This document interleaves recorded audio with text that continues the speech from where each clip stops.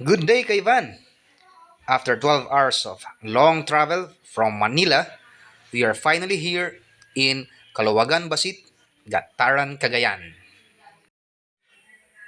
Andito na rin lang tayo.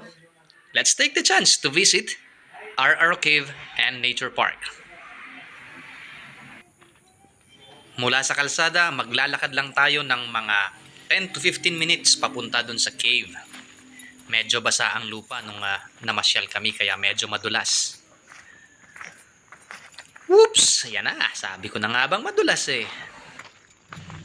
Kasama ko nga pala sa pamamasyal na ito ang aking kaibigang si Cedric, ang mga baka, at syempre si Sharon, ang mahal ni Cedric. Nakasulat dun sa post na may entrance fee 20 pesos for adult and 10 pesos for children. Unfortunately, wala akong makitang tao kung kanino magbabayad. So, I guess, libre muna ngayon. Biglaan yung aming desisyon mamasyal dito sa cave. So, wala kaming dalang gears and even flashlights. And most importantly, wala kaming guide. Mapapansin nyo, wala akong ginamit na background music kasi kung mapapansin nyo kung maririnig nyo yung sound ng mga birds and crickets, it's already music to our ears. Sana ma-enjoy nyo rin. Madulas? Madulas. Madulas yan. Ingat. Kumapit ka.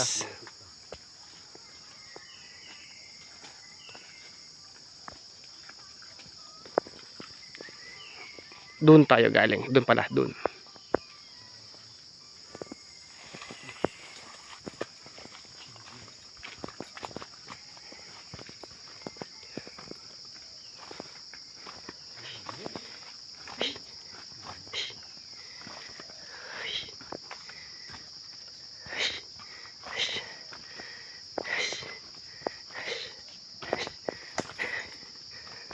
Whoa! It's a cave! Baka nandito si Batman.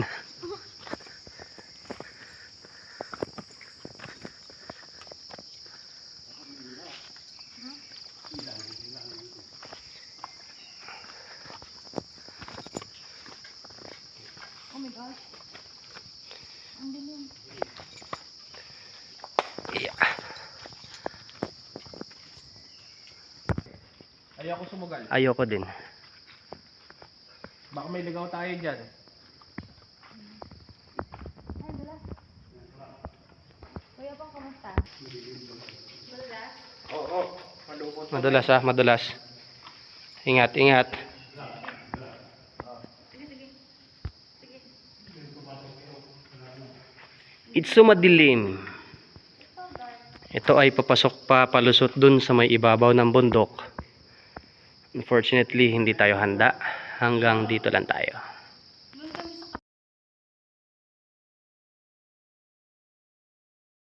Kuya. Dito, kuya. Ayun dito. Yun ang background. So, that's it. Since wala tayong gamit, hanggang entrance lang muna. Hopefully, makapasok next time. Si kuya nga palang kasama natin ay kamag-anak ni Sharon.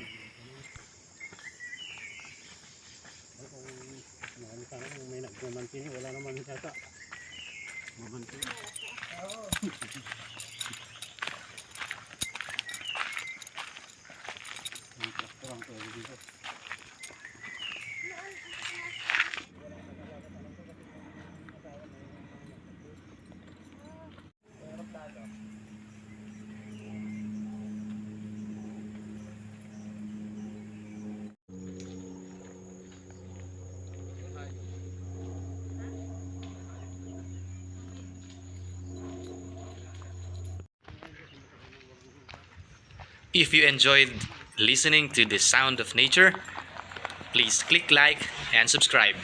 Thank you.